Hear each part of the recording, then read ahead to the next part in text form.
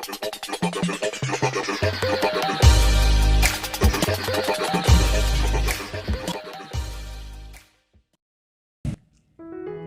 semua tentu sudah tidak asing dengan yang namanya menguap.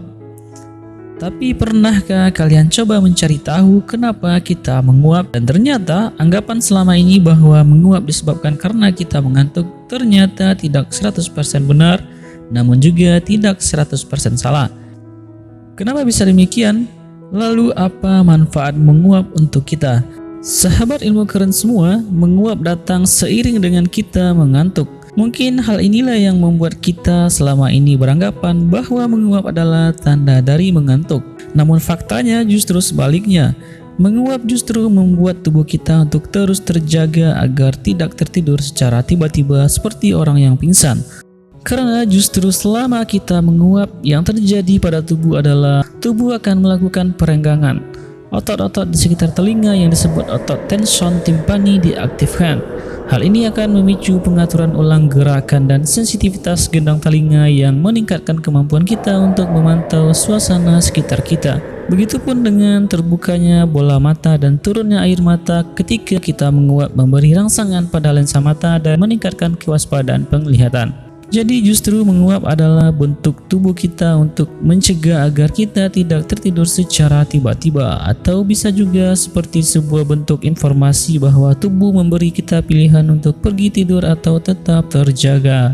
Kita akan ambil satu contoh. Ketika teman-teman sedang mengemudi lalu tiba-tiba teman-teman mengantuk, maka tubuh akan mengirim sinyal berupa menguap. Bisa dibayangkan teman-teman semuanya, kalau seandainya ketika kita sedang mengantuk lalu kita tertidur secara tiba-tiba seperti orang yang pingsan. Tentunya hal ini akan sangat berbahaya bagi diri kita sendiri dan orang-orang di sekitar kita.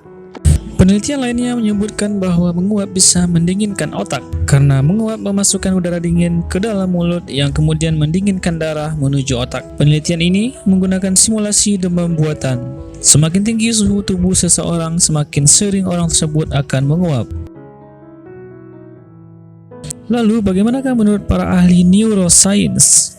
Dalam ilmu neuroscience ada satu hormon yang disebut oksitosin. Hormon yang berhubungan dengan ikatan sosial antar makhluk hidup ini, kesehatan mental, dan juga memiliki peran penting dalam fungsi reproduksi wanita, mulai dari aktivitas seksual hingga persalinan dan menyusui. Hormon ini juga disebut dengan hormon cinta, karena hormon ini akan dilepaskan dari bagian otak yang disebut hipotalamus saat seseorang sedang jatuh cinta.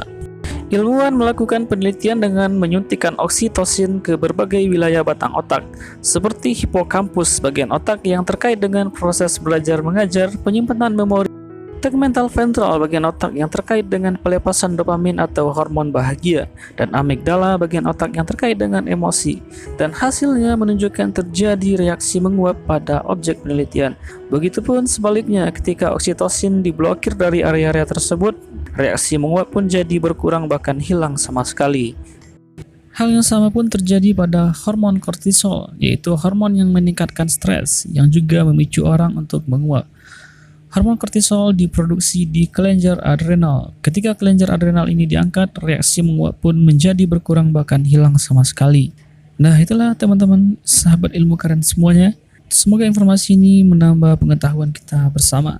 Jika kalian merasa informasi ini bermanfaat, maka bagikan di media sosial kalian. Jika kalian suka, tekan tombol like. Agar tidak ketinggalan informasi dari channel ini, tekan subscribe dan aktifkan tombol loncengnya. Dan terima kasih.